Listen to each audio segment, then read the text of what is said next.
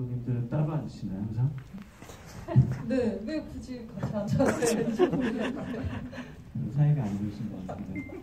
일단 그럼 저쪽에 그 이상철 감독님부터 그 소개와 인사 먼저 부탁드릴게요. 예. 오늘 아직 날씨도 추웠고 이제 2019년 이제 마지막 오늘 금요일인데 이렇게 해영까지 오셔가지고 영화를 봐주셔서 되게 감사드리고, 저희 영화가 다운로드가 이미 풀렸는데 또 큰 스크린으로 봐야지 또 되게 좋은 영화라서 와서 봐주셔서 너무 감사드립니다. 네, 안녕하세요. 네, 선물들에서 선물정 역할을 맡았던 리다입니다. 이렇게 추운 날씨에 와주셔서 너무 감사드리고요. 오늘 저 개인적으로는 이렇게 제가 좋아하는 이용 감독님과 신하 감독님과 이상철 감독님과 같이 해가지고 좀 든든합니다. 네, 오늘 재밌는 시간 보냈으면 좋겠습니다. 감사합니다. 네, 저희가 공동연출을 했고요. 신아가라고 합니다. 와줘서 고맙습니다. 저는 그 감독님들하고도 좀 인연이 깊고 배우님하고도 인연이 되게 좀 깊어요. 그래서 뭐 별로 궁금하시진 않겠지만 이상철 감독님하고는 학교 선후배예요. 1년 선후배인데 제가 제일 처음 영화 현장에 갔던 감독님의 영화가 이상철 감독님의 대학교 2학년 때 만들었던 사랑의 속삭임이라는 굉장히 진지한 제목의 영화였고, 그래서 제가 처음 영화 경험을 하게 한 현장의 감독님이셨고, 뭐 유다현 배우님은 뭐 첫 장편 영화를 같이 했었던 인연도 있죠. 그리고 신하 감독님하고는 저희가 그 옴니버스 영화를 같이 개봉했었죠.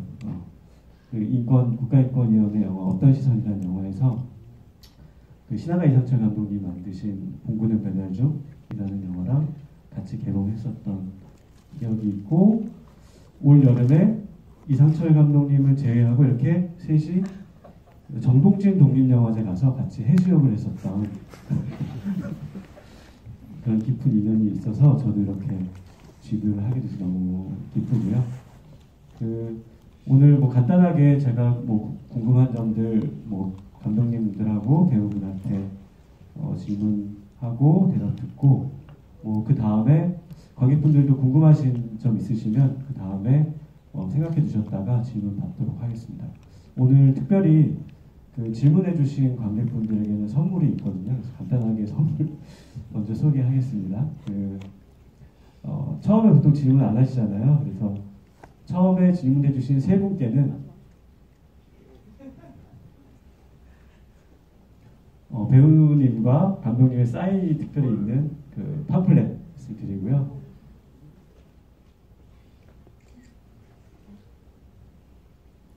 그리고 배우님이 선정하신 좋은 질문, 내가 제일 마음에 들었던 질문이다. 이런 질문은 여성용 L 양말이 준비되어 있고요. 그리고 신하가 이상철 감독님이 선정해 주신 질문은 프리미엄 기프트 세트 양말 6켤레가 준비되어 있습니다. 네. 그래서 총 5분께 선물도 준비되어 있으니까 질문 생각해 주셨다가 주시면 좋겠습니다. 그 GV 하면 항상 제일 먼저 하는 질문이 그 감독님들한테 어떻게 이 영화를 처음 구상하시게 됐는지 이런 질문을 먼저 드리거든요. 네.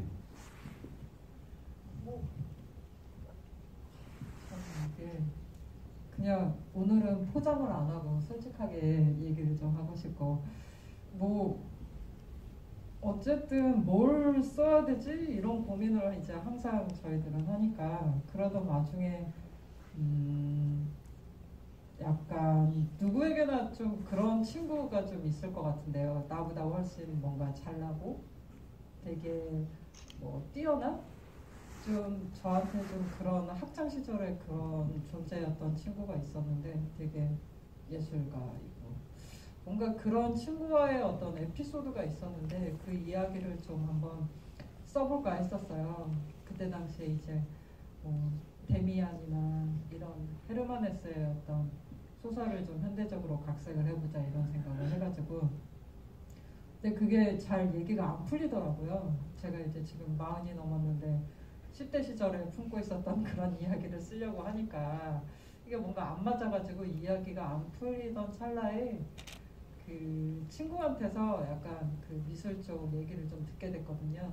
이제 제가 대학교 때 미술 전공을 좀 했었고 이래서 그쪽에 좀 관심이 있었는데 요새 미술 쪽에 누구누구가 이런 뭐 어떤 일을 이런 게 있더래더라 라는 얘기를 들었는데 그게 되게 좀 그런 캐릭터가 영화 속에 들어온다면 이야기가 좀 재밌어지겠구나 약간 이런 생각이 좀 들었었고 그러던 찰나에 이제 쓰고 있었던 거랑 이거랑 한번 붙여볼까 이런 생각을 하게 돼가지고 그래서 어떤 우정이와 소원이의 얘기와 미술관 얘기가 붙어가지고 지금의 속물들이 좀 탄생한 것 같습니다.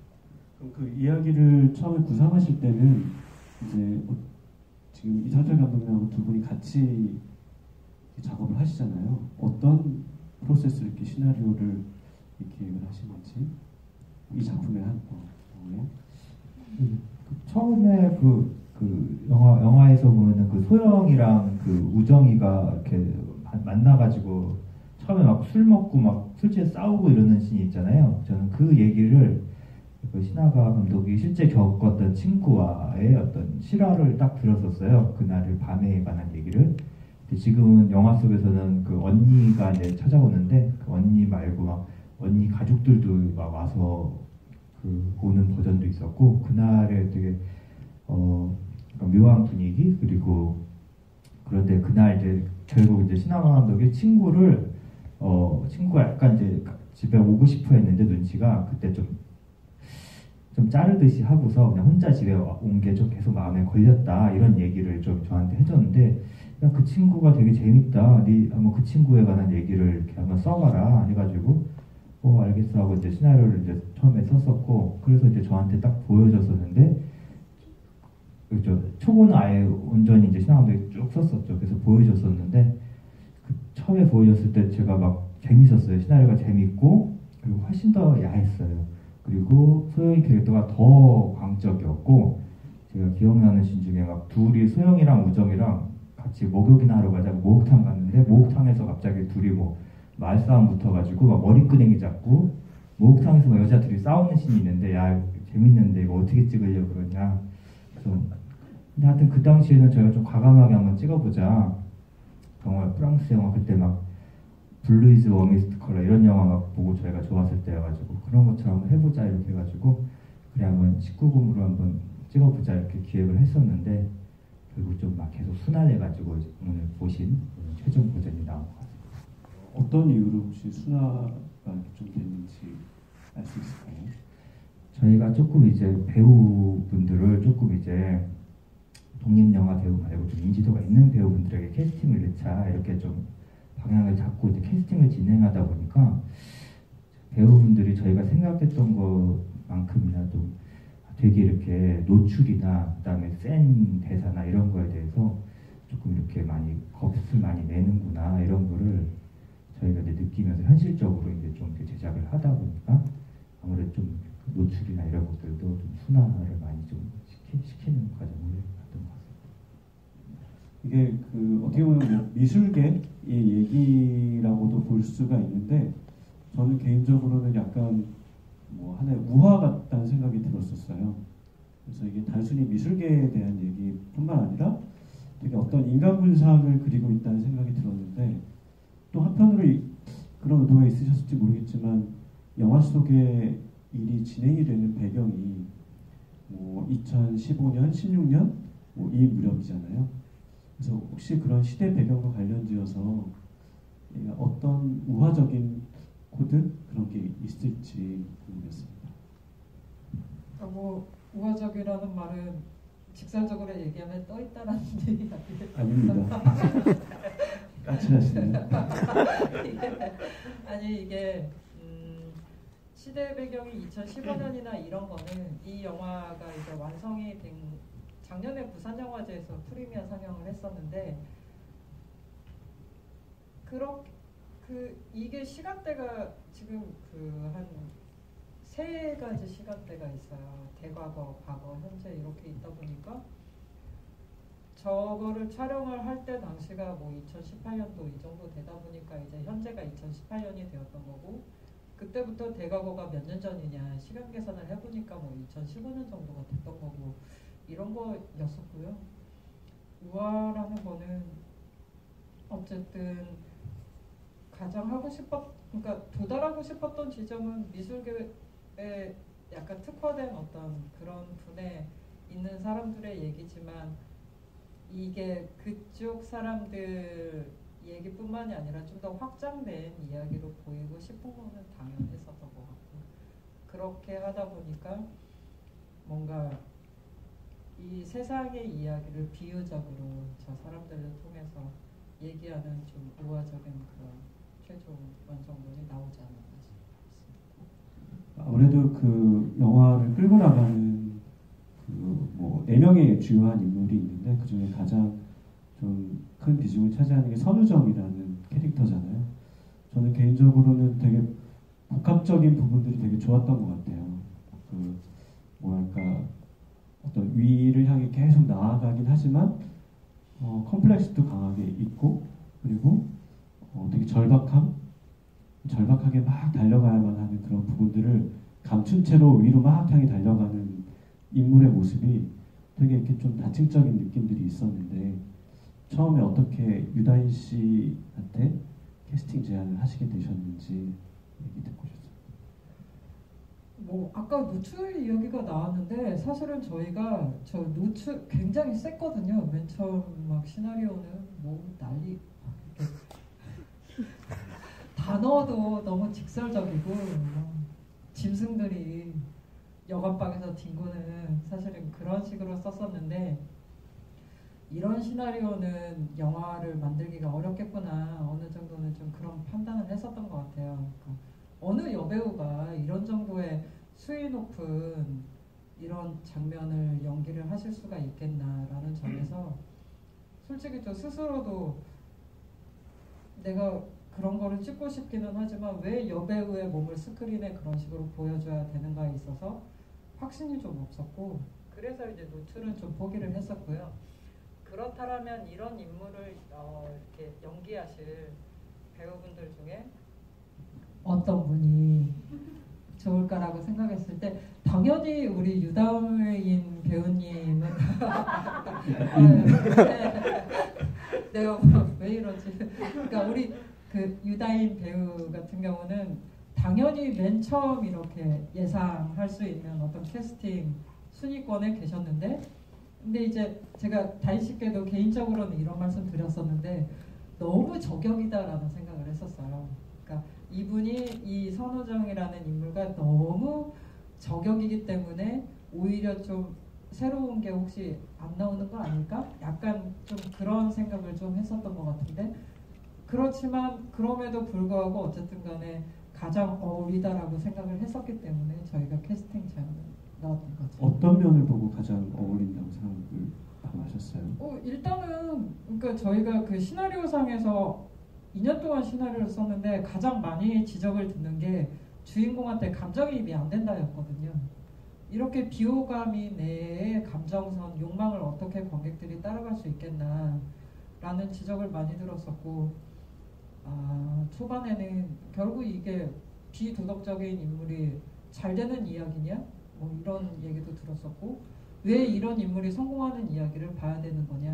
뭐 이런 지적도 들었었는데, 그런 어떤 비호감적인 텍스트상의 인물을 다인 씨가 연기를 해준다면 어쩌면 감정이입을 할 수 있는 여지를 좀 만들어줄 수 있지 않을까라는 기대감이 좀 있었고요.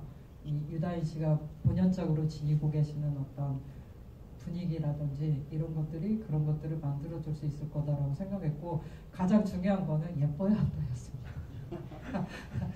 야, 이렇게 뭔가 못된 주인공을 관객분들이 볼 수 있으려면 예뻐야 된다. 그래서 이제 예쁘신 우리 다인 씨를 당연히 생각을 할 수밖에 없었죠. 그래서 영화 초반에 그 대사가 있는 거군요. 제가 좀 예쁘잖아요. 네네. 근데 그런 대사도 있잖아요. 제가 미친 듯이 미친 미쳐요. 듯이. 동의하시나요? 아 영화잖아요. 영화니까. 그럼 다인 씨는 그럼 그 감독님들이 최초에 쓰셨다라고 하는 되게 수위 높은 시나리오는 혹시 그 전에 보셨었나요? 처음 못 봤어요. 못 보셨어요? 그럼 이 시나리오를 좀 받아보셨을 때 어떠셨어요? 느낌이? 아무래도 배우분들 자기 역할을 조금 중심으로 또 시나리오 처음 볼 때는 이렇게 보게 되잖아요. 그래서 캐릭터에 대한 것들, 영화에 대한 느낌들이 어떠셨는지 첫 인상이. 제 인터뷰 할 때도 많이 얘기했었고 그 시사회 할 때도 얘기를 했었는데 딱 시나리오 보고 덮자마자 빨리 달려가고 싶었어요. 그 보자마자 빨리 연기를 해보고 싶었고 왜냐하면 그 친구가 살아온 환경이 결코 녹록지가 않았고 근데 자기가 어떤 정말 보이고 싶어 하지 않는 어떤 모습을 사람들 앞에서 딱 보이게 됐을 때 근데 그럼에도 불구하고 고개 숙이지 않고 근데 이것도 예술이에요 라고 얘기하는 그런 표정이 눈은 두려움에 막 떨고 있고 그런 표정이 막 상상이 되면서 빨리 달려가고 싶었던 것 같아요. 그래서 되게 오랜만에 조금 내가 이래서 연기를 하고 싶어 했었지 그런 생각이 들었었어요. 저는 그 촬영 현장에 한번 가봤었는데요. 그때는 이제 영화가 어떤 내용인지도 전혀 모르는 상태로 이제 그냥 놀러 갔었었고, 그리고 그 뒤에 이제 영화 개봉하기 전에 이제 예고편이 먼저 나오잖아요. 근데 예고편을 보면 이제 초반에 선우정의 대사들이 이제 막 나오는 방식의 예고편이었었죠. 근데 저는 그 예고편 보면서 약간 좀 깜짝 놀라긴 했었어요. 그러니까 뭐랄까 제가 알고 있는 이제 유다인 배우가 있는데 그 유다인 배우가 뭔가 약간 한 단계 뭐 진화한 느낌들이라고 할까요? 굉장히 말을 빠르고 힘있고 이렇게 하는데 저는 그런 모습을 자주 보지는 못했거든요. 근데 그게 되게 입에 다 탁탁 붙고 귀에 쏙쏙 들어오고 영화의 템포를 약간 주도하는 느낌들이 있었어요. 그래서 되게 궁금했었어요. 그러니까 유다인 배우가 이 영화의 선우정 역할을 준비를 할 때 아무래도 뭐 제가 인터뷰를 보니까 뭐 전시회도 몇 번 가보시고 뭐 이런 부분들에 대해서 얘기도 하셨는데 그런 거 말고 선우정이라는 사람의 그 말투와 제가 개인적으로 느껴지기에는 되게 빠르고 힘있는 느낌의 말투였던 것 같은데 뭐 그런 부분들 말과 행동들을 좀 어떻게 상상을 하면서 준비를 하셨는지 그런 부분이 좀 궁금합니다.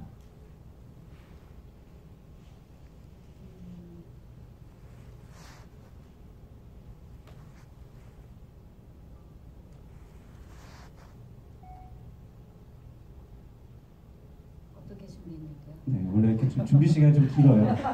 예전부터 이거 변하진 않았네요. 사실 뭐 딱히 뭐 어떻게 해야겠다 이런 건 사실 없었고요. 그냥 좀 대사들이 되게 센 대사들도 많고 좀 이렇게 싸우고 약간 그런 대사들이 많아가지고 욕하고 그런 걸 좀 재밌게 맛깔나게 해보고 싶었어요. 그런 캐릭터를 사실 처음 해봐가지고 되게 막 지금 막 이렇게 손이 막 이렇게 하는 것처럼 너무 하고 싶다, 빨리 해보고 싶다, 약간 이랬던 것 같아요. 제가 말을 너무 못해서. 한테 보시죠 갈까요 그러면? 네.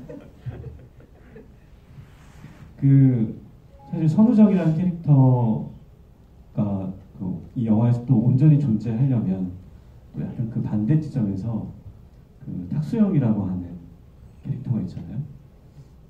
근데 뭐 일단 그 외적으로 보이는 캐릭터가 굉장히 세기도 했고 그리고 한편으로는 궁금했던 게 감독님이 왜 이런 캐릭터를 선우정에게 붙였을까라는 의문이 좀 들었었거든요. 뭐랄까 약간 선우정의 천적 같기도 하고, 그리고 한편으로는 마지막에 이제 다른 인물들은 다 그 권력 안에 흡수가 되잖아요. 근데 이 탁수영이라는 캐릭터는 뭔가 이렇게 왜 떨어져 있기도 하고, 그러면서 약간 어디로 튈지 모르는 럭비공 같은 캐릭터였는데, 그래서 어떻게 이 캐릭터를 아까 잠깐 말씀하시긴 했지만 구상을 하시고 또 이제 옥자연이라는 배우님에게 어떻게 캐스팅 제안을 또 하시게 되셨는지 듣고 싶습니다.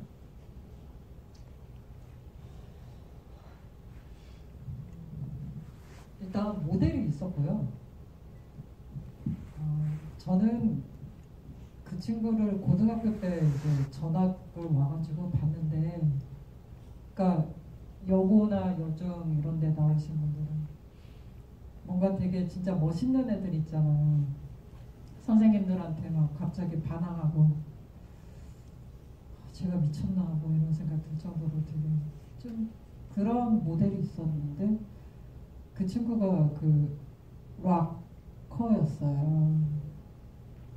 그리고 그 친구가 항상 하는 말이 자기는 30 되기 전에 죽을 거라 그랬거든요. 어른이 되기 싫다고. 그래서 나는 30이 되기 전에 자살을 해서 죽을 거야 라고 했는데, 저는 약간 이제 그 친구의 똘만 약간 이렇게 똘마니 일본어가 꼬봉 뭐 약간 이런 식으로 이렇게, 그 친구가 락커여가지고 주변에 다른 음악하시는 되게 그 음악하시는 90년대 약간 또라이들이 많이 있었거든요, 그 주변에. 그래서 거기에서 정상인은 저밖에 좀 없었던 그런 환경에서 그 친구가 술만 먹으면 이제 그 가요 맛이 그랬다가 하여튼 약간 우상과도 같았던 친구였는데, 그 친구는 이제 우리가 그런 젊은 시절을 보냈는데 같이 늙고, 저는 그 친구도 영화를 되게 좋아해서 우리가 술만 먹으면 음악이랑 영화 얘기를 했단 말이에요. 근데 저는 이제 뭐 영화를 만든다고 이러고 있고, 그 친구는 애기 엄마가 됐어요. 그래서 야, 우리가 이런 식으로 늙는구나 뭔가 이런 생각을 제가 지금 이렇게 뵙고서 하여튼 모델이 있었다. 그 친구를 영화 속에 담아보고 싶었습니다. 이상철 감독님 뭔가 이렇게 뭐 알고 있다는 듯이 계속 고개를 끄덕이신다는데 좀 이렇게 보충해서 해주신 말씀. 어떤 분이 이제 관객분들도 모시고 얘기했는데, 실제로 뭐 이렇게 두 친구의 이야기이기도 하고, 저희는 뭐 해석하기에 따라서 선우정의 어떤 또 다른 내면이 나와가지고 또 이렇게 억눌린 욕망을 대신해주는 이런 캐릭터로도 이렇게 볼 수도 있다라고 저는 이제 생각하고서 계속 이제 영화를 접근을 했었고, 그리고 실제 신화가 아까 뭐 친구 얘기했는데 본인도 이제 술 마시면 변하거든요. 네, 그래서 극중에 너 술 먹지 마 이런 대사 나오는데, 술 마시면 이제 또 다른 자아가 나오니까 그런 걸 이제 자제하는 그런 이제 대사가 나왔던 거고, 그리고 이제 옥자연 요 배우분은 저희가 사실은 그 탁소영 역할로 또 이제 다인 씨처럼 약간 조금 그래도 유명하고 좀 이렇게 인지도가 있는 배우분을 좀 캐스팅하려고 했었는데, 좀 이제 그게 좀 잘 안 된 그런 과정이 좀 있었고, 그렇다면 이제 한번 신인 배우 중에서 한번 찾아보자 해가지고 저희가 막 찾다가 어느 이제 단편 영화를 보고서 이 배우 괜찮다. 그게 약간 이제 스릴러 영화였는데, 약간 배우가 초반에 좀 조신하다가 나중에 반전처럼 아주 좀 무서운 여자로 변하는 그런 드라마였는데, 그거를 되게 신인 처음 보는 배우가 되게 잘 하시더라고요. 저 배우 하면은 뭔가 잘 맞겠다 싶어가지고 한번 미팅 겸 하고 이제 봤는데, 너무 정말 저희가 생각하는 탁수영의 모습으로 딱 나오셨어요. 그래가지고 좋다 해가지고 했는데, 저희 촬영할 때 저 탁수영 같은 옥자연 배우가 많이 바빴어요. 거의 스케줄이 한 3개, 4개 겹쳐오면서 막 촬영을 해가지고 저희 영화 찍을 때 막 거의 잠을 못 자고 와가지고 막 이렇게 했었는데, 그럼에도 불구하고 되게 긴 대사들이 많은 역할이었는데 그거를 다 NG 없이 잘 소화하고 뭐 끝나자마자 또 가서 또 딴 촬영하고 되게 힘들게 그때 촬영하면서도 열심히 해줬던 그런 되게 좋고 고마운 배우였습니다. 요즘에 그 개봉하고 있는 백두산이라는 영화에서도 나오시죠? 그래서 그때 그 영화를 찍고 싶으셨나요? 아니요, 백두산 올해 아마 촬영. 저희는 이제 조금 된 영화라서 저희 때는 임랑이라는 영화 찍고 있었고 버닝도 찍고 있었고 여기서 혹시 그 영화를 다시 찾아보시면은 옥자연 배우가 저기 나왔구나 보실 수 있을 겁니다. 그리고 그 영화의 이제 초반에 보면 이제 선우정이 그 표절과 차용에 대한 얘기들을 하잖아요. 근데 그 발상은 혹시 감독님이 어떻게 하시게 되셨는지, 선우정이 예술이라고 부르는 부분들 그것과 그리고 영화에 이제 그거 관련지어서 실제로 선우정이 그린 그림들이 나오잖아요. 그래서 약간 그런 부분들은 어떻게 준비하셨는지. 사실은 이렇게 감독님은 그런 적 없으세요? 남이 써놓은 거를 보고 너무 이렇게 이거 비껴보고 싶다 없으세요? 없어요. 전 있거든요. 그 다른 분이 써놓은 어떤 걸 봤는데 너무 좋더라고요. 근데 그분은 학생이셨는데 너무 좋아가지고 야, 이런 거를 내가 베껴보고 싶다라는 생각을 했었어요. 그런데 반대로 솔직히 저거 우리 거 베낀 건데 라는 순간도 있었거든요. 그런 순간에 이렇게 확 꼭지가 돌더라고요. 그래서 근데 이제 뭔가를 쓰거나 뭐 사실 되게 창작이라는 게 오리지널이 없다고 이런 말 많이 있잖아요. 저도 솔직히 제가 쓰는 사람이지만 창작을 뭐 저도 무의식적으로 남의 거를 내가 베끼고 있지 않나 뭐 이런 생각을 많이 하기 때문에. 그런데 미술 같은 경우는 그 표절이냐 뭐 오리지널이냐 차용이냐 이게 되게 딱 잘라서 얘기하기가 애매모호한 그런 구석이 되게 많아요. 몬드리안 그림을 똑같이 베껴가지고 그거를 팔아먹는 작가도 엄연히 있고, 그래서 이게 좀 이렇게 명확하게 표절이니 차용이니 이런 식으로 나눠지지가 않으니까 자기 거라고 베껴가지고 이렇게 팔아먹는 미술가도 있겠구나라는 생각을 했었고, 실제로 팝아트가 사실은 그런 영역에 모호한 지점도 많고, 그렇게 해서 이제 그러면은 그런 식으로 자기가 사실 남의 거 베껴 쓰면서 나는 차용이라고 그냥 개념 미술로 포장을 해서 팔아먹는 그런 미술 작가를 한번 영화 속에 등장을 시켜볼까 이런 생각을 했던 거죠. 영화 속에 나오는 그림들은 실제로 그런 이제 팝아트 하시는 작가들 작품을 쭉 보고 이분들 중에서 어느 분 작품을 좀 섭외를 해볼까라고 좀 고민을 했었고, 그러던 와중에 이제 이분과 연이 닿아서 저희가 섭외를 하게 됐던 것 같아요. 찰스장이라고 실제로 활동하시는 실제로? 네네 계시고요. 그래서 그분 이름이 재밌더라고요. 그래서 저희가 원래 그 백수장 씨가 맡으신 배역이 백승화였어요. 백승화 감독님이시잖아요. 그분 이름이 좋아가지고 제가 그때는 백승화 작가라고 했다가 찰스장 작가님 만나보고 찰스장 이름도 좋은데 이래가지고 아예 작품을 저희가 의뢰를 와서 받게 되니까 아예 작가님 이름도 좀 쓸 수 있냐고 얘기를 해가지고 아예 그렇게 쓰게 된 거죠. 다인 씨한테 질문 하나만 드리고 그 다음에 이제 관객분들 질문 받도록 하겠습니다. 저는 한편의 영화 보면서 이제 선우정이 하고 있는 일들이 되게 우리가 밖에 있는 사람들이 보기에 되게 고상한 예술이잖아요.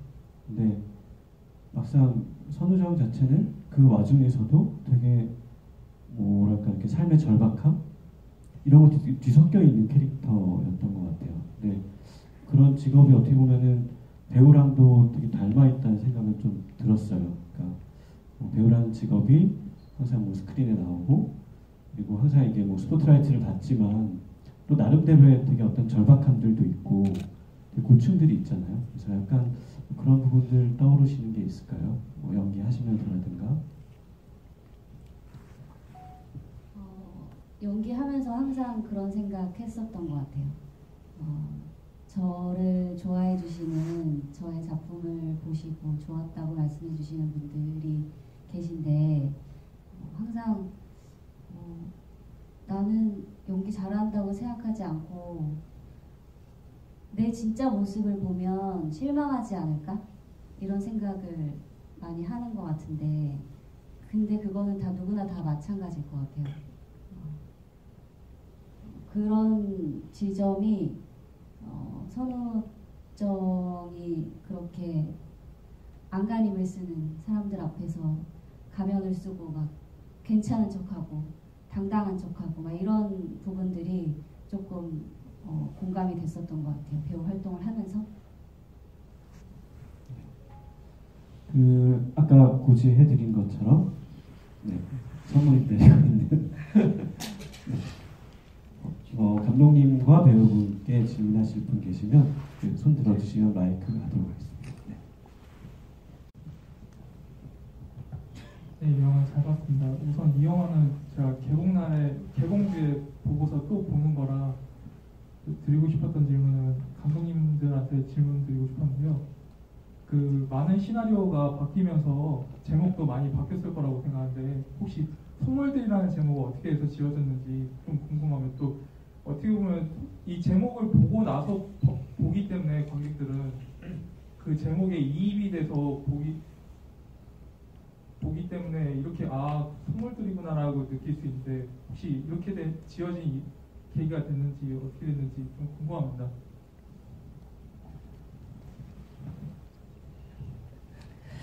예, 저희 영화가 처음에 시나리오 쓸 때 제목이 우정이 불타고 있다였어요. 예, 우정은 불타고 있다고 할까, 우정이 불타고 있다고 할까 고민을 많이 하다가 우정이 불타고 있다고 하자 해서 주인공 이름이 우정인 것도 있고, 우정이라는 인물이 뭔가 활활 타오르고 있다. 그리고 이제 선우정과 탁소영, 우정에 관한 영화라고 저희는 생각을 하고, 뭔가 이 우정의 관계가 이렇게 뭔가 활활 타오르고 있다 이런 의미로 이제 우정이 불타고 있다라는 제목으로 이제 시나리오를 했었고, 그러다가 저희가 이제 캐스팅을 하면서 표절이라는 제목으로 한번 바뀌었었어요. 우정이 불타고 있다가 좀 독립영화 같다 해서 저희가 조금 더 이렇게 약간 독립영화적으로 안 보이고 싶다. 예, 그래서 표절, 뭔가 이렇게 멋있는 제목으로 가자 이렇게 표절로 했다가, 그러다가 또 이제 또 개봉할 때쯤 또 들었고, 원래는 저희가 영화가 두 버전이 있습니다. 작년 부산영화제 버전이 있고 이제 개봉 버전이 있는데, 러닝 타임이 1분가량 줄어들었고, 그 다음에 음악이 완전히 바뀌었고, 그 다음에 엔딩 나레이션이 또 싹 바뀌었어요. 그래서 원래 나레이션 중에 다시는 이 속물들의 세상에 들어가고 싶지 않아라는 이제 선우정이 쓴 그 책의 한 줄이 낭독하는 장면이 있었는데, 저희를 이제 제작 지원을 해주신 이제 제작사 대표님께서 이 나레이션 중에 속물들이라는 키워드가 재밌다 해가지고 이걸로 한번 해보자 해가지고 저희가 이제 속물들이라는 제목으로 최종적으로 이제 상영을 했었죠. 근데 저희가 이제 전작으로 이제 밍크코트라는 영화를 찍었었는데, 그 영화는 저희가 항상 이런 관객과에 대해 할 때마다 항상 질문이 나왔었어요. 왜 제목이 밍크코트냐, 영화랑 무슨 관계냐. 그래가지고 저희가 영화 제목 찍을 때 정말 잘 지어야겠구나, 제목을 잘 뭔가 영화를 안 맞게 지으니까 항상 이렇게 질문이 나오는구나, 이런 이제 거를 되게 고민을 많이 했었는데, 사실 속물들로 이번 영화 제목 진 다음부터는 질문은 그래도 거의 안 나왔어요. 영화 보시면서 잘 맞다라는 분들도 있고, 근데 그 중에 몇 분은 우정이 불타고 있다도 괜찮았는데 뭐 이런 분들도 있고, 그래서 근데 뭐 지금 제목도 저희로 개인적으로 만족하고 있습니다. 네, 또 네.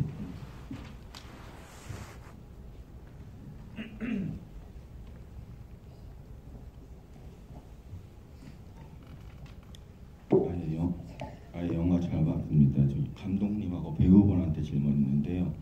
그 선우정이 보면은 굉장히 비호감 캐릭터라고 그 감독님이 그러셨는데, 보면 결국 모든 그 차용이라고 하는 거나 모든 그 사건을 갖다가 그거하는 관련이 있는 게 선우정인데, 왜 그 결말에서 보면은 자기들 때문에 그렇게 일이 커진 건데 그 선우정이 잘 되는 것처럼 그 결말을 채택하신 이유가 궁금하고요. 보면은 선우정은 그 배우님은 선우정은 보면은 절대 사과를 안 하더라고요. 자기 그 미술에 대한 거든 아니면 뭐 자기 바람핀 거에 대한 거든. 그래서 미술에 관한 거는 그걸 인정을 해버리는 게 되니까 그럴 수 있다고 생각하는데 다른 거에 대해서도 절대 사과를 안 하는 그런 거에 대해서 어떻게 그 어떤 캐릭터라고 생각을 하시는지, 그리고 그 이후에 그 선우정이랑 그 관련된 인물들은 어떻게 됐을 것 같다고 생각하시는지 궁금합니다. 감독님 먼저. 질문의 강도가 굉장히 날카롭다. 사실 가장 두려워했던 질문인 것 같아요. 이 영화 시작하면서부터 관객분들 만날 때, 그리고 저 지적을 아까도 말씀드렸지만 가장 많이 들었었고, 갑자기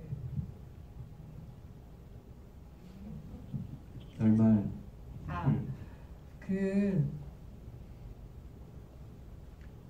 사실 어떤 분들이 그러시거든요. 이 영화는 되게 좀 상업적인 영화 같기도 한데 아닌 것 같기도 하다, 이런 말씀을 많이 하시는데요.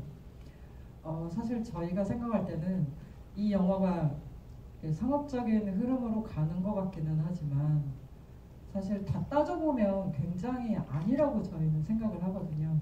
주인공이 그렇게 정의롭지 않은 주인공이고 감정이입을 할 수 없는 어떤, 예를 들면 드라마나 영화에서 악역으로 나오는 약간 못된 애가 주인공을 맡아서 끌고 가고 있기 때문에 관객들이 감정이입을 해서 따라가기 약간 어려운 그런 영화라고 생각을 하는데, 솔직히 이 영화를 맨 처음에 초고를 썼을 때는 선우정이 이 모든 일이 있고 나서 역에서 쫓겨난 다음에 옥상에서 떨어져 죽을까 뭐 이런 생각을 하는 신도 썼었어요. 그래서 탁 떨어졌는데 눈 떠보면 바로 3층에서 2층 떨어진 것 같고 막 이런 식으로 그랬는데, 이제 저희가 생각을 하면서 주인공이 되게 못된, 예를 들면 좀 약간 비호감, 그러니까 별로 이렇게 전형적이지 않은 주인공의 이야기를 했는데 결말을 그런 식으로 너무 권선징악적으로 하게 되는 거가 그게 과연 옳은 방향인가라는 의문을 계속 가졌던 것 같고요. 솔직히 저는 그렇게 좀 생각하는 것 같아요. 이 세상 이제 우리가 사람들이 살아가는 모습을 많이 보잖아요. 나쁜 놈들이 제일 잘 산다고 그러고 나쁜 놈들이 제일 잘 잔다고 그러잖아요. 그래서 이런 인물이 결국에는 살아남는 게 바로 이 세상 아닌가라는 좀 생각을 좀 했었던 것 같고, 이 영화를 만들 때. 그래서 어쨌든 저 주인공이 비도덕적인 방식으로 결국엔 살아남아서 결국에 또 생존을 해나가는 그런 이야기를 솔직히 좀 하고 싶다라고 해서 결말을 이렇게 지었던 것 같습니다. 나인씨. 선우정이 얹혀 사는 입장이었잖아요. 그래서 바람핀 걸 인정을 하면 그 집에서 쫓겨나야 되고 기자고 또 이렇게 안 좋아질 상황들이 예상이 되니까 인정을 하지 않았던 거죠. 바람핀 거를. 그리고 선우정이 어떻게 살았으면 좋겠냐는 좀 좋은 남자 만나서 자기 사랑해주고 자기가 진짜 잘하고 좋아하는 일 그렇게 찾으면서 좀 착하게 살았으면 좋겠어요. 착하게 안 살 것 같습니다. 네, 먼저 질문. 정말 재밌게 봤는데요. 전에 유다인 배우님 해화동 예전에 본 적이 있는데 영화 속에서는 이제 표정으로 이제 연기를 한다고 생각했거든요. 근데 이 영화에서는 속이잖아요. 캐릭터 감독들이 서로 속이고 인물들끼리 속이고 관객들도 속이고 그 관객들이 그 손호정의 캐릭터를 어떻게 봐주시기를 바랬는지, 그러니까 미워하지 않길 바랬는지 아니면 좀 응원하길 바랬는지, 캐릭터가 좀 영화를 보면서 계속 바뀌거든요. 그런 느낌이 들었고요. 감독님 생각나셨습니다. 미국 코스 예전에 극장에서 본 적이 있는데 그 영화는 그 뭐 안락사라든지 여러 가지 문제가 있지만 나쁜 사람이 하나도 등장하지 않는다는 생각을 했거든요. 근데 이 영화에서 보면은 좋은 사람이 하나도 없는 것 같아요. 근데 뭐 거짓말 믿지는 않지만 좋은 사람 하나도 없는 것 같은데, 기본적으로 코미디를 생각하셨나요? 기업 코미디? 네, 다인 배우님부터. 저는 나쁘다고 생각하지 않았어요.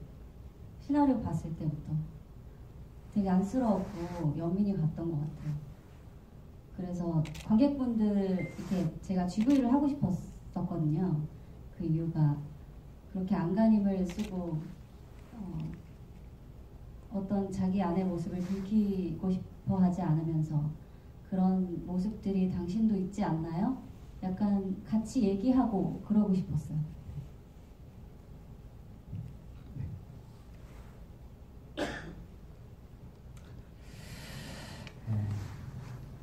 이번 영화의 코미디로 저희는 코미디가 막 이렇게 엄청 웃기고 이런 게보다 그쵸, 시선에 있어서 뭐 거리두기라는 표현이 좀 맞을 것 같은데 멀리서 보면 이제 코미디니까 약간 저희도 그래서 촬영도 조금 저희가 거리를 두려고 했었고, 그러니까 뭐 못된 사람들보다는 못난 사람들, 좀 못나 보이는 캐릭터들, 뭔가 다들 그냥 어떻게든 살아남으려고 여기서 하는데, 하여튼 예술계라는 거에서 좀 뭔가 좀 고상하게 좀 살아보려고 하는데 그게 힘들구나, 참 그런 사람들이. 그리고 저희가 아마 그 전작 찍고 한 진짜 7년 가까이 지났는데 뭐 저희가 뭐 영화 쪽도 있고 하지만 어디나 이제 사람 살아가는 데 보면은 다 비슷비슷하다. 주위 사는 사람 얘기도 들어보면은 비슷비슷하고 저희도 또 겪으면서 느낀 것들도 그래서 좀 그동안 저희가 이제 느꼈던 어떤 세상을 살면서 느꼈던 좀 시니컬해진 걸 수도 있고 그런 것들이 자연스럽게 영화에 좀 이렇게 녹아들지 않았나 이렇게 생각합니다. 네, 또 다음 주. 네.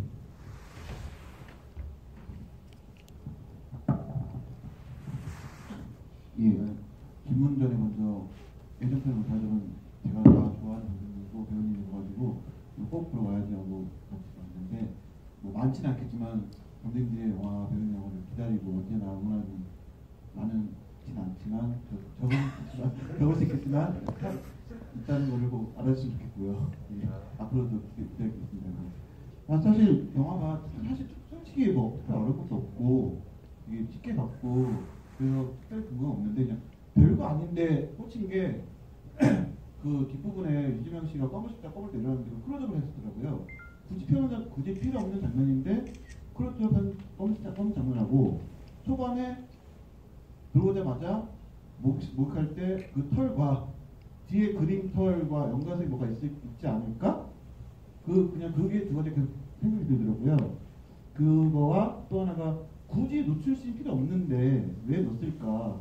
사실 이게 저 솔직히 예고편 봤을 때 좀 더 기대를 했어요. 더 쓸 줄 기대를 했는데 15세여가지고 아니다 싶었는데 노출씬이 굳이 필요 없는데 왜 넣었을까? 배웠는데 그거 보면서 이거 왜 필요할지? 굳이 없는데 그런 생각 안 들었나? 예. 껌과 털과 노출신 목욕하는 장면 말씀하시는 거죠? 네. 그 19금 영화로 출발을 했는데 이제 다 떨궈내고 요 씬이 남은 건데 사실은 이 씬 앞에 삭제 씬도 있긴 해요. 그러니까 송대림 씨랑 우리 유다인 씨가 호텔에서 좀 키스를 하고 침대 위에서 좀 이렇게 시간을 보내는 걸 찍긴 했는데 이제 진짜 어렵더라고요.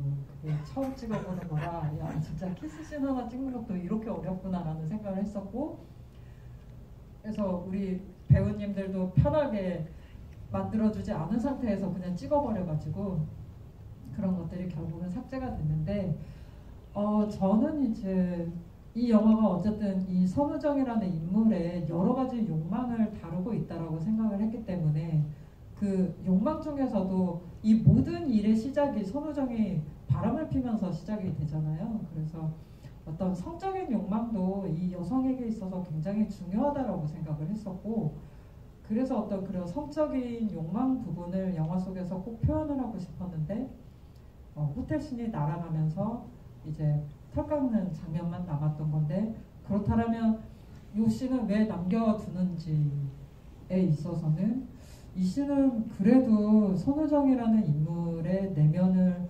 어떻게든 좀 표현을 하고 있는 씬이라고 생각을 했기 때문에 그런 어떤 자신의 바람을 피는 여자의 어떤 심정 같은 거를 그래서 이 씬은 좀 사수를 하고 싶었고요.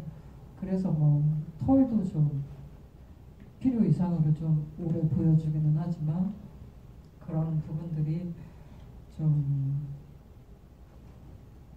결국에는 꼭 가져가고 싶었던 것 같아요. 그리고 유재명 씨가 껌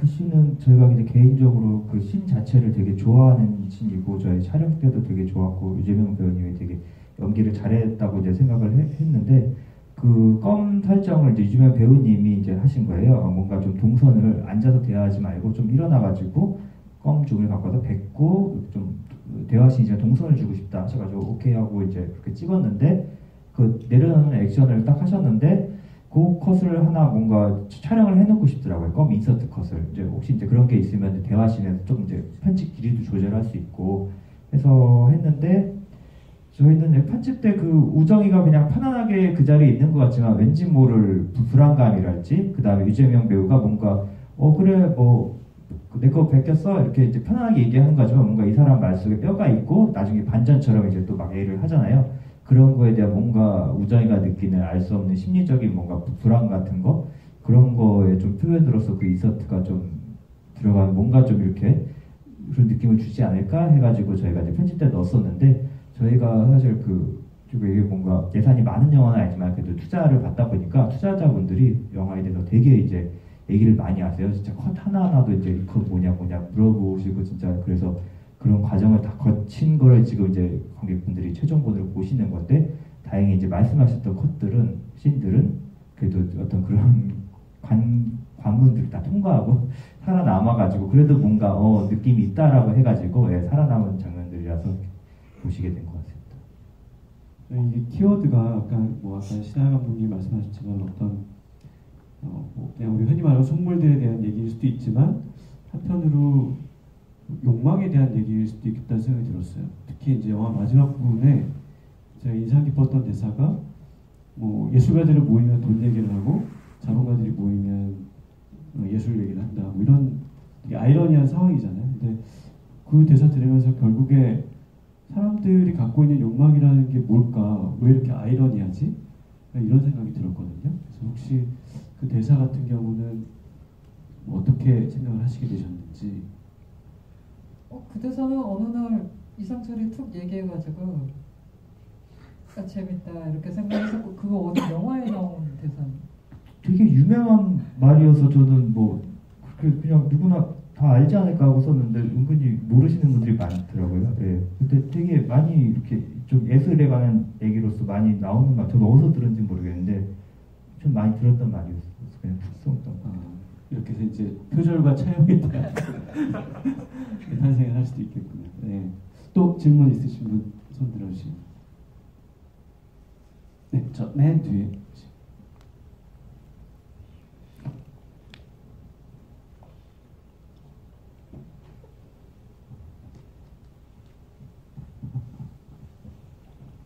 영화 너무 재밌게 잘 봤습니다. 저는 우정의 입장에서 영화를 봤거든요. 근데 마지막에 출판사에 찾아가서 계약을 했잖아요. 그때 조건이 실명을 사용해야 된다 그랬잖아요. 그때 겁이 났어요. 또 우정이 그 책을 가지고 나갔을 때 얼마나 많은 고소권을 시달릴까 뭐 이런 생각을 했었거든요. 그래서 안 했으면 좋겠는데 생각을 했는데 저것까지 하면 뭘 하지? 근데 사람들이 어쩌면 수도 있지 않을까 그런 생각을 했거든요. 그래서 저는 뭐 미술 같은 거 잘 모르는데 그냥 우정의 입장에서 그냥 세상을 살아가는 그냥 우리 세상에서 흔히 볼 수 있는 사람의 얘기 같았어요. 그래서 예를 들면 제가 시골에 살았었는데 조그만 방을 얻어가지고 살았는데 친구가 어느 날 왔어요. 그래서 이제 뭐 하룻밤 자고 간다 그래서 그냥 방을 빌려줬는데 저녁에 퇴근을 하고 와보니 저 강경처럼 이상한 남자들과 같이 있었거든요. 그래서 다음날은 아주 똑똑하게 생각한다고 생각을 하고 천일점에 가서 그 잠실을 샀어요. 그리고 이제 그거를 못을 박아놓고 갔는데 웬걸 저녁에 오니까 그걸 망치로 다 깨부수고 들어가 앉아있더라고요. 그래서 그때 한 달 동안 마음속에 악마가 살고 있었거든요. 근데 지금은 다 지난 얘기처럼 근데 저 영화 요소에서의 그냥 우리가 살아가는 얘기처럼 그런 얘기가 너무 많아서 그냥 너무 재밌게 본 것 같아요. 감사합니다. 네. 박수 칠까요? 이 엔딩 관련해서 잠깐만 말씀을 드리면은 원래 저희가 초보 썼을 때는 엔딩에 찾아오는 사람이 탁소영이 아니라 그 형중이 우정이 남자친구 형중이가 찾아와가지고 한마디 하는 버전이 있었고요. 그다음에 중간 거에서는 그 변호사 있잖아요. 우정이를 변호하려고 했던 그 여자 변호사 그분이 찾아와가지고 지금 그 유민 미술관에서 당신한테 고소가 들어왔으니까 뭐 기대하시라 뭐 이런 식으로 딱 경고하듯이 하고 떠나가지고 우정이가 사인을 하고 있지만 마음속으로 되게 막 좌불안석 전혀 이제 우정이의 모습이 앞으로 불안해 보이는 그런 식의 엔딩도 있었고 최종적으로 이제 친구가 찾아오는 거였는데 저희는 하여튼간 이 엔딩이 우정이가 뭐 그렇게 해서 뭐 해피엔딩이라기보다는 뭔가 우정이의 앞날이 뭔가 결국 또 순탄치는 않을 것 같다라는 좀 암시로 끝났으면 좋겠다 이런 생각을 갖고 있습니다. 네. 또 질문하실 분 계실까요? 양말이 기다리고 있습니다.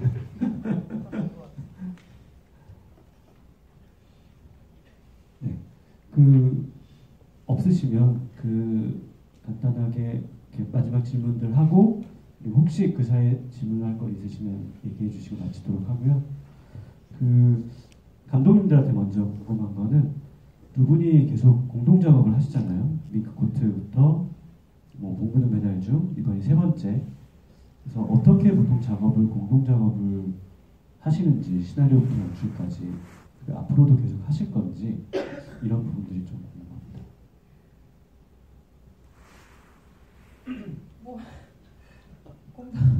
뭐 사이가 안 좋은 것 같긴 한데 공동 작업은 하다 보니까 이제 이렇게 된 거고 공동 작업을 했던 이유는 사실 현장에서 이 연출자가 할 일이 너무 많잖아요. 그래서 놓치는 부분들이 많은데 연출자가 둘이면 그것들을 다 챙길 수 있지 않을까라고 생각을 했었고 완성도가 높은 영화를 만들고 싶다라는 그 목표 하나 있었던 것 같은데 그렇게 지금 한 10년, 15년을 한 것 같은데요. 그래서 다음 거는 좀 각자 해보자라는 생각을 좀 가지고 있습니다. 그럼 지금 각자 준비를 하고 계신가요? 네. 이거 할 때는 사실 그 시나리오를 이제 초고를 제가 쓰면 뭔 얘기를 하지라고 했을 때 이상철 감독이 저한테 뭔가 팁을 줘요. 이런 거니까 재밌는데 한번 해봐. 그러면 제가 그래? 신나가지고 막 써가지고 초고를 주면 그걸 가지고 이제 같이 고치는 식이었거든요. 근데 공동 작업을 하다 보면 대사 하나하나도 그러니까 같이 썼어요. 그리고 다 읽어보고 계속 그래서 이제 공동 작업이라고 좀 생각을 하는데 그렇게 하다 보니까 지금은 한 15년 했으니까 이제 각자의 다른 거를 한번 해볼 때가 됐다라는 생각이 좀 들더라고요. 감독님도 동의하신 거죠? 예, 제가 공동 작업을 이렇게 해보니까 공동 작업의 장점은 이제 둘이 이렇게 하다 보니까 내 작품이지만 또 객관적이 되는 것 같아요. 잠깐 이분이 이제 시나리오 쓸 때는 이렇게 써왔네 하고 이제 뭔가 내 작품이지만 좀 거리두기를 해서 볼 수 있는 그런 게 조금 같이 하면서 장점이었던 것 같고 단점은 현장에서 겪어보니까 뭔가 약간 야구를 할 때 수비수가 공이 날라오면은 이렇게 잡아야 되는데 수비수 두 명이 이렇게 서로 제가 잡겠지 하다가 놓치는 그런 거를 많이 보잖아요.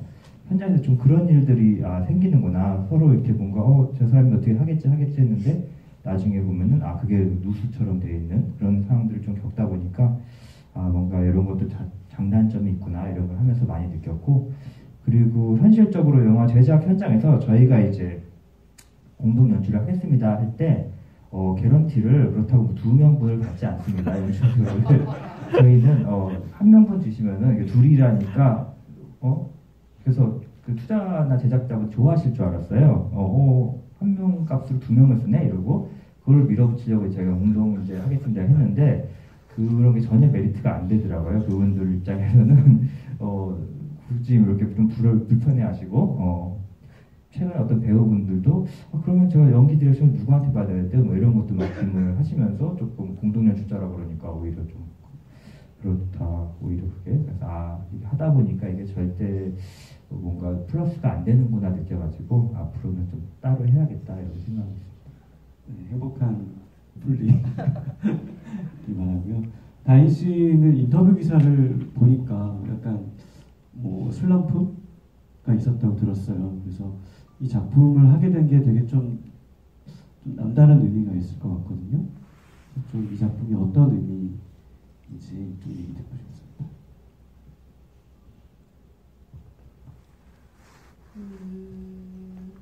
사실 그 시나리오를 받고 그 전에 한 1년여의 시간 동안 조금 자신감이 많이 없는 시간이었던 것 같아요. 저한테는 내가 뭘 할 수 있지? 내가 여태까지 했던 거 말고 다른 거를 할 수 있을까? 연출하시는 분들이 나의 다른 면을 항상 비슷한 것들을 제안을 받으니까 좀 다른 걸 해보고 싶은데 저 스스로도 확신이 없고 약간 그랬던 시기에 속물들을 만나게 된 거였어요. 그러면서 약간 감독님이 말씀하셨을 때는 너무 제격이고 잘할 수 있을 것 같다고 해서 제안을 주셨다고 했지만 저한테는 조금 도전하는 것도 사실은 있었거든요. 그래서 근데 또 한 거를 보니까 나쁘지는 않고 그래서 조금 자신감이 좀 생겼어요. 이제는. 네. 그럼 혹시 이렇게 좀 하고 싶은 캐릭터 이런 게 있나요? 저 이상한 여자 해보고 싶어요. 이상한 여자. 이상한 여자 제가 좀 잘 만나서 그러니까요. 네, 이상한 여자 를 기대를 해보고요. 네. 안소영 배우님, 네. 질문 받겠습니다.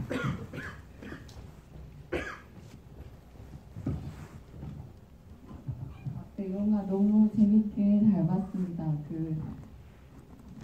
저도 그 우정이라는 인물을 엄청 이입을 하면서 봤어요. 이입하기 어려운 인물이지 않을까 그렇게 말씀하셨는데 저는 엄청 이입하고 뭔가 조금만 더 하면 잘 될 것 같고 나도 저들 무리에 좀 뛸 수 있을 것 같고 좀만 더 어떻게 이렇게 하면 잘 되지 않을까 하는데 뭔가 계속 안 되고 뭔가 한 끗 부족하고 소외되고 배척되는 느낌이 드는 그런 그 마음에 계속 이입을 하면서 봤고요. 그래서 그런지 우정이라는 인물에는 되게 이입이 됐는데 그 남자친구도 되게 몇 년 사귀었고 같이 살고 있는데도 뭔가 거리감이 느껴지고 잘 모르겠고 다른 인물들이 다 뭔가 잘 모르겠는 그러니까 우정의 입장에서 이입해서 봐서 좀 저들은 좀 잘 사는 것 같고 나만 안 되는 것 같고 이런 계속 생각이 들더라고요. 그래서 그 마지막에 이제 이상철 감독님이 그 엔딩 부분에 다른 버전이 있었다고 말씀하셨잖아요.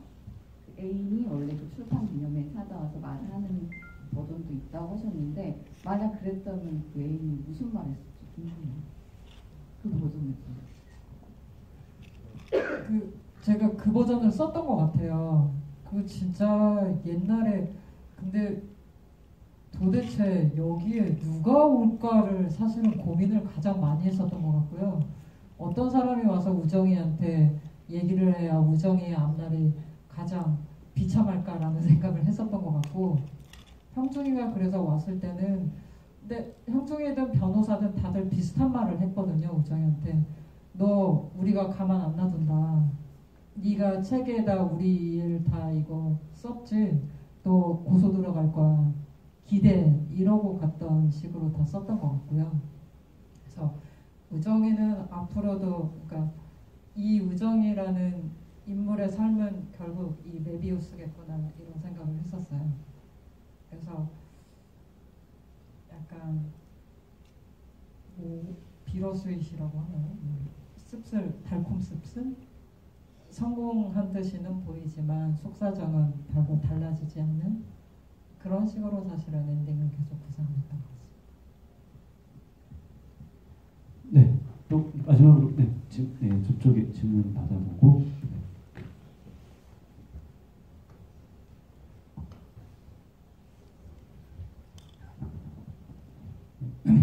아까 민용군 감독님이 말씀하신 질문에서 더하는 건데, 배우님이 그 슬럼프를 극복하실 정도로 되게 작품에 몰입해서 촬영하신 것 같아요. 그래서 되게 애착이 남는 씬이 있으실 것 같은데 어떤 게 있을지.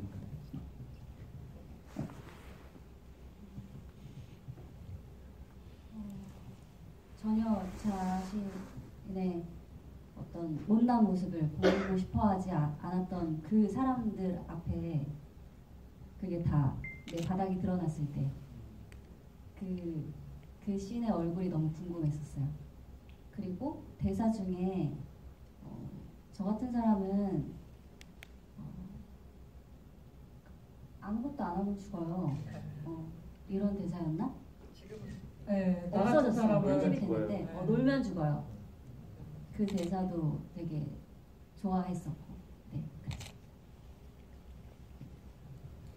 네, 그럼 마지막으로 뭐 한 분 정도 더 질문 있으시면 받고, 네. 없으시면 선물. 좋은 질문, 네, 네, 소리를 안 질러도 돼요. 네, 이 선물을 받으실 관객분과 이 선물을 받으실 관객분을 차례대로 발표를 해주실까요? 저는 방금 전에 그 음료수 드신 아까 저 중간에 계신 분, 네, 저희 영화도 봐주시고 아까 격려의 말씀 해주셔가지고 사실은 너무 감사드리고요. 양말 보답으로 양말 네, 프리미엄 드리고 싶습니다. 네, 유다현 배우님. 저 본인의 상황을 얘기해 주시고 공감이 많이 가셨다고 하셨던 저 뒤에 맨 뒤에 계신 네, 이따 끝나고 오시면 드리겠고요. 그리고 앞에 질문 1, 2, 3번을 해주신 관객분 이따 오시면 드리고요. 마지막으로 뭐 감독님들 뭐 현재 근황과 앞으로의 계획, 그리고 뭐 유다현 배우님도 뭐 그 출연하신 작품들에 대한 이제 앞으로 공개될 영화들에 대한 소개와 뭐 계획들 한번 얘기해 주시면 좋을 것 같습니다. 먼저 뭐 이상철 감독님부터 하실까요? 네, 오늘 이렇게 저희 영화가 아마 극장에서 이제 상영되는 날들이 아마 이제 많지 않을 것 같은데 이렇게 또 먼 길 와주셔서 너무 감사드리고요. 예, 추운데 조심히 돌아가시기 바랍니다. 감사합니다. 네, 저는